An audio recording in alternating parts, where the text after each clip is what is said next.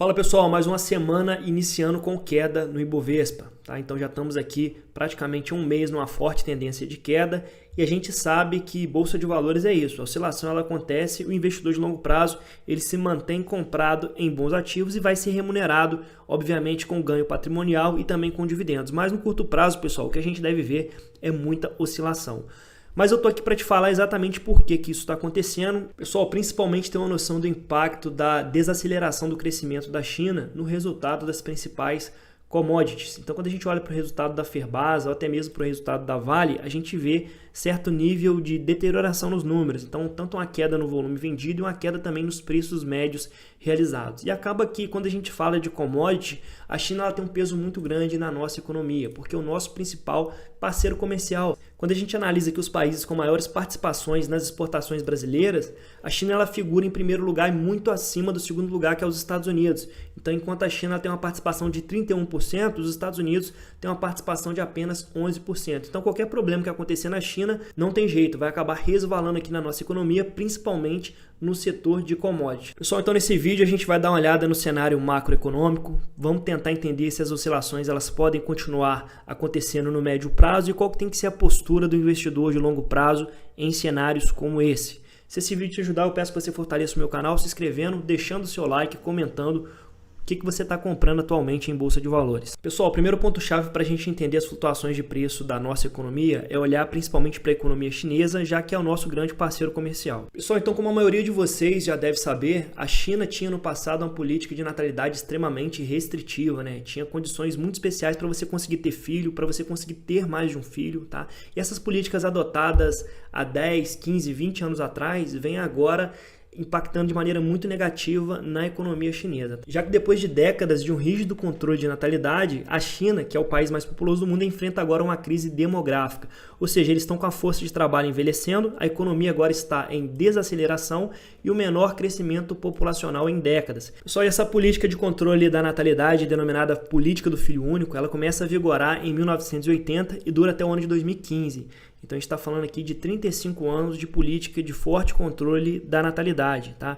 Entretanto, existe uma percepção do governo chinês a partir do ano de 2015 de que uma população que cresce de maneira muito lenta acaba sendo prejudicial para a economia, porque é uma população que vai consumir muito menos, é uma força de trabalho muito menor no futuro. Então, a partir de 2016, ele passa a permitir que os casais tenham 2 filhos, mas isso não é o suficiente. Porque imagina só, uma política de controle de natalidade de 35 anos acaba mudando o perfil da população. E a partir de 2021 agora, ele começa a adotar novas medidas para estimular ainda mais os casais a terem mais filhos. Então, está tendo um controle mais rigoroso do aborto, também está oferecendo subsídios financeiros para as famílias, para que as famílias tenham mais filhos e até medidas ativas de apoio à fertilidade, tá? Então, existe uma preocupação grande da China para que a sua população volte a crescer. Só esse baixo crescimento populacional tem começado lentamente a impactar a performance da economia chinesa, tá? Então, a projeção de crescimento para o PIB da China foi mais uma vez reduzida, saindo de 5,2% para 4,8% para esse ano, e de 5% para 4,2% no ano que vem. Tá? Além disso, nós tivemos recentemente um anúncio de novas medidas de afrouxamento monetário da China, e isso aqui tem sustentado ultimamente um temor de recessão global. Pessoal, com essa perspectiva de desaceleração chinesa, nós temos aí um mercado global de commodities sofrendo grandes abalos, né? A gente já viu o resultado do segundo trimestre aqui, tanto com queda no volume vendido, quanto com a queda no preço médio dos principais insumos metálicos que o Brasil acaba fornecendo para o mercado externo. Pessoal, talvez você esteja se perguntando, mas a Ferbasa ela não exportou ferro-cromo e nem ferro-silício para a China em 2022. É verdade, entretanto é bom lembrar que a China é o maior consumidor disparado de ferro-cromo e ferro-silício.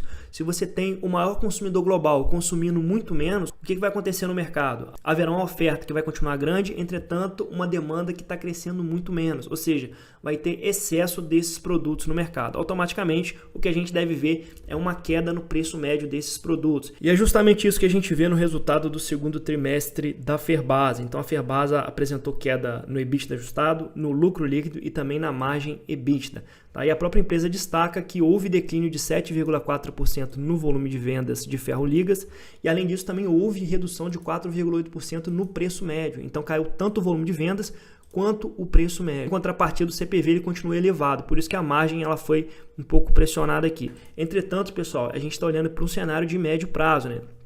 Hoje eu vejo a Ferbasa como um ativo de altíssimo valor, mas eu não tenho coragem de comprar nos preços atuais, justamente em decorrência dessa desaceleração chinesa. Então, commodity, se você pega o momento certo do ciclo, você consegue realmente gerar muito valor para sua carteira de investimentos. Mas se você pega o momento errado, você vai ter que ficar comprado durante muitos meses, às vezes até anos, e vai ter que ir fazendo preço médio para que, quando tiver retomada do ciclo, você não perca tanto dinheiro.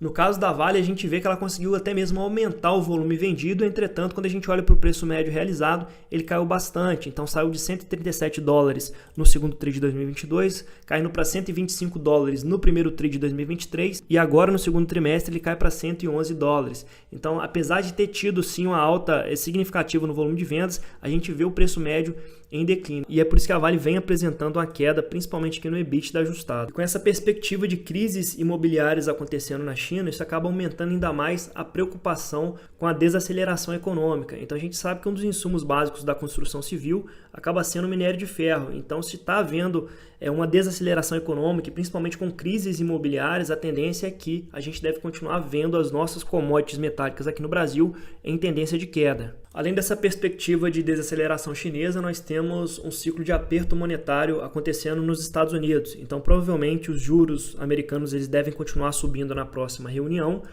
E é por isso que a gente vê aqui um forte fluxo de capital estrangeiro deixando a Bolsa Brasileira. Então, até semana passada já contabilizava 8,6 bilhões de reais em fluxo estrangeiro saindo da nossa Bolsa. E é justamente por isso que a gente se depara com essa queda persistente do nosso índice Bovespa. Pessoal, e diante de todo esse cenário negativo, qual que tem que ser a postura do investidor de longo prazo? Bom, então a construção de um portfólio previdenciário, ele é uma maratona, né? Então você vai passar por várias crises, isso é totalmente natural. O que você tem que fazer é uma boa seleção de ativos.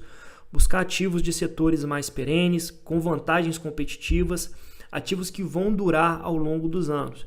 No momento atual, eu tomaria um pouco mais de cuidado com commodities metálicas. A gente viu que tem sim indicadores demonstrando que a China ela pode estar passando por um momento de desaceleração. E nesse caso, se você pega uma commodity metálica no ponto de queda do ciclo, você acaba tendo uma performance muito negativa para sua carteira no longo prazo. Mas desde que você continue comprando ativo e vai rebalanceando ele dentro da sua gestão de risco, você tem condições sim de carregar esse ativo para o longo prazo. Mas commodity, como eu já falei, é um pouco mais complicado.